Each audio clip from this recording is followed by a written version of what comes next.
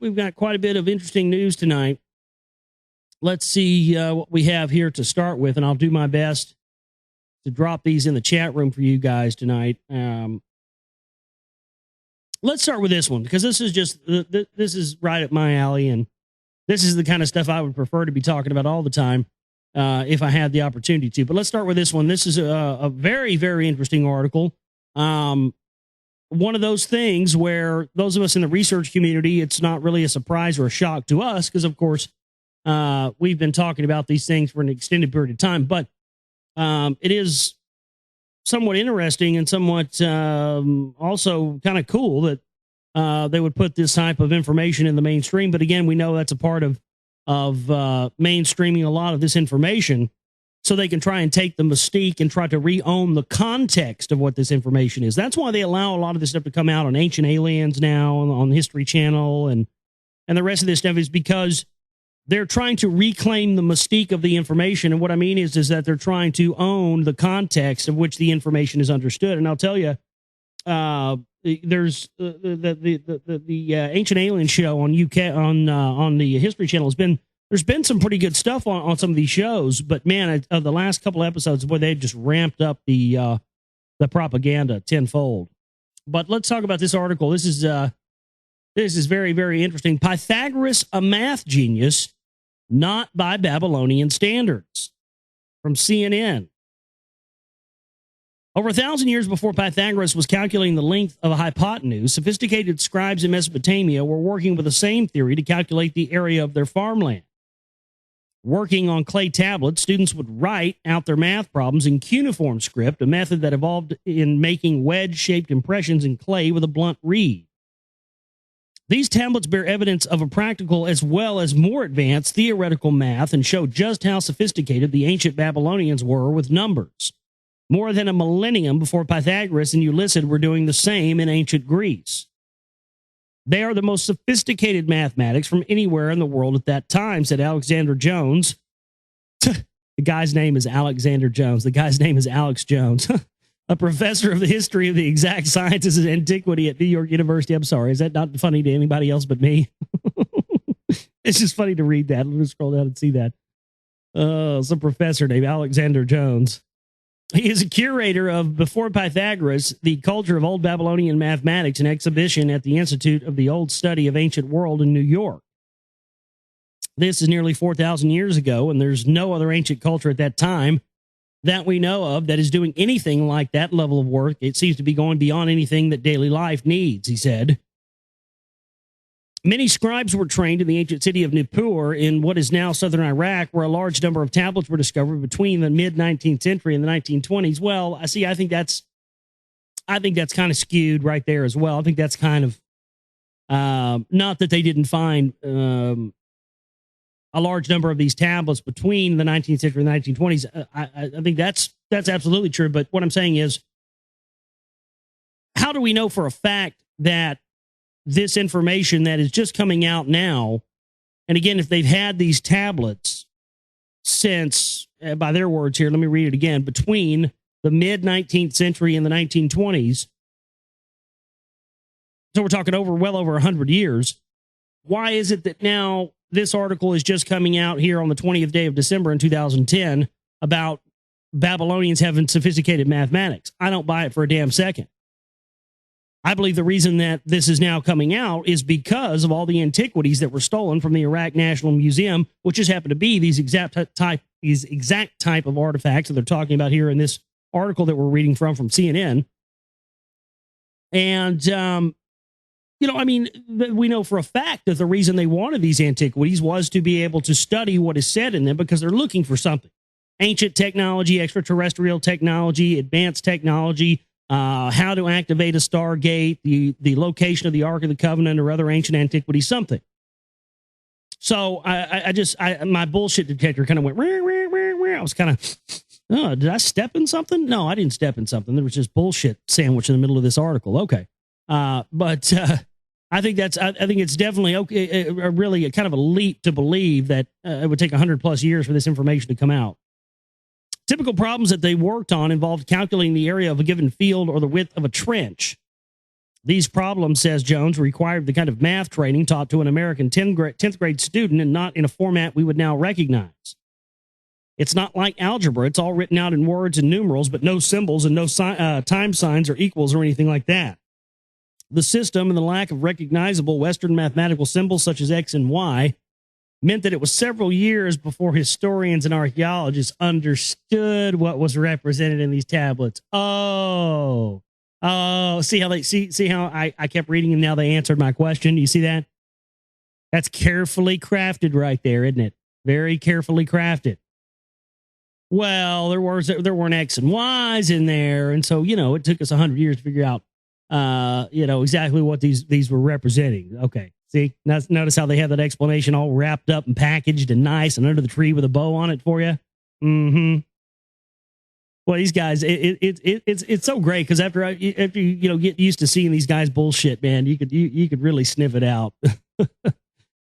It took a young Austrian mathematician in the 1920s named Otto Neugebauer to crack the mathematical system and work out what the ancient Babylonians were calculating. But despite the advances, it is only recently that interest in Babylonian math has started to take hold. Well, yeah. They had to figure out exactly. Yeah, there's only a recent interest in Babylonian math. And why would all of a sudden there be an interest in Babylonian math?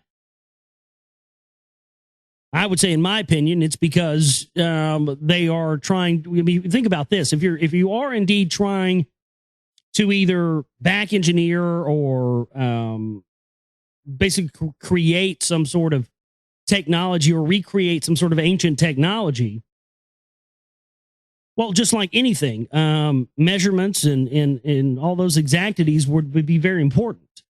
You would need to know exactly the sort of units of measurement that were being told to you so that you could recreate these things. And of course, if it's done on a different scale and they're not really quite sure what all these mathematics translate to, then of course it would be in their best interest to find these out so they could best recreate this technology. So that's a very interesting admission right there. I think that before Neugebauer and even before and even after Neugebauer, there wasn't a lot of attention placed on mathematical training in Babylon, even though we have this rich cuneiform history with the tablets, said Jennifer Chi, Associate Director of Exhibitions and the Public Programs at the Institute of the Study of the Ancient World. One of the aims of the Institute, she says, is to find interconnections between ancient cultures as well as look at what the Institute sees as underrepresented ancient cultures, as the culture of Babylonian math, she says, is ripe for popular revision. When we think of ancient mathematics, the first names that come to mind are Pythagoras and Ulysses, she said, but that shouldn't be the case. And though ancient Babylon is often referred to in popular culture as a quote-unquote lost world, in fact, much more evidence of mathematical learning from the period exists than from ancient Greece, said Chi. Jones of New York University believes that there is much more that could be excavated, but that, of course, current conditions in Iraq are not favorable. Still, there are enough tablets and collections across the world for mathematical historians to get stuck into. For non-mathematicians, these tablets are a fascinating document of life in Mesopotamia. Most of the problems displayed on are grounded in everyday needs of the ancient Babylonians. Some of the tablets show students engaging in what Jones calls recreational math, math for math's sake. Now, wait a second here. That's kind of an interesting thing, and maybe even an interesting assumption.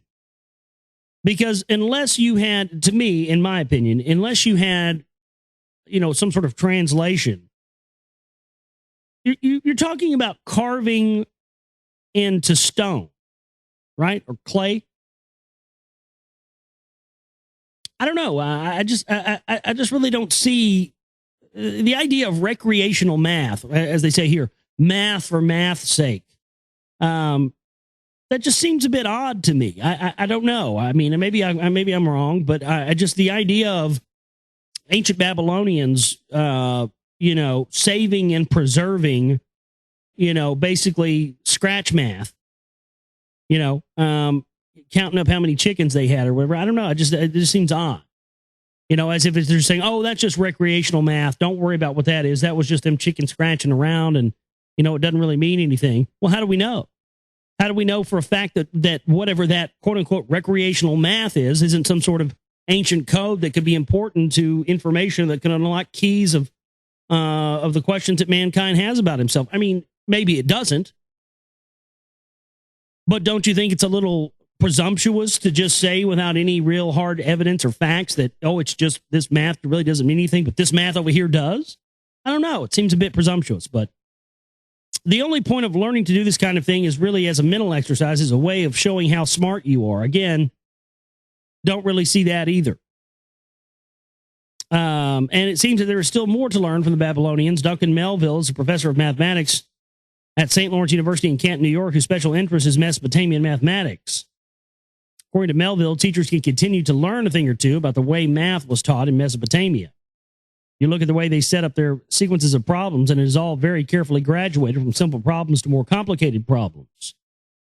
As a teacher of mathematics, it's very interesting to see how they organize their material.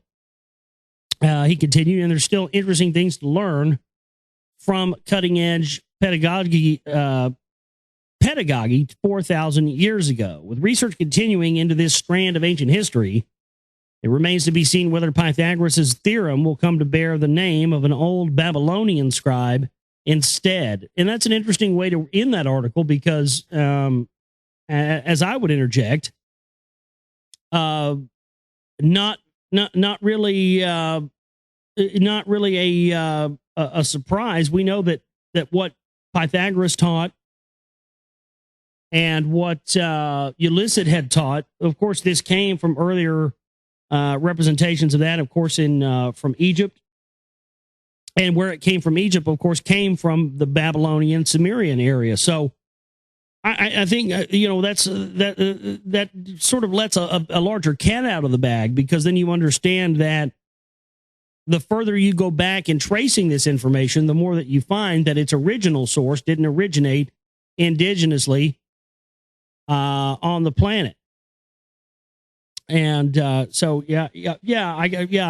had mentioned that earlier in an email from Lee Iovino. Yeah, I had mentioned earlier in the show that I had an email that I was going to talk about, and it was yours that I was talking about, Lee. So Lee Iovino, who makes some great clips for the show for us. The one that he made about the remote controlled smart bullets I had, that sucker's had like 4,000 or 5,000 hits now.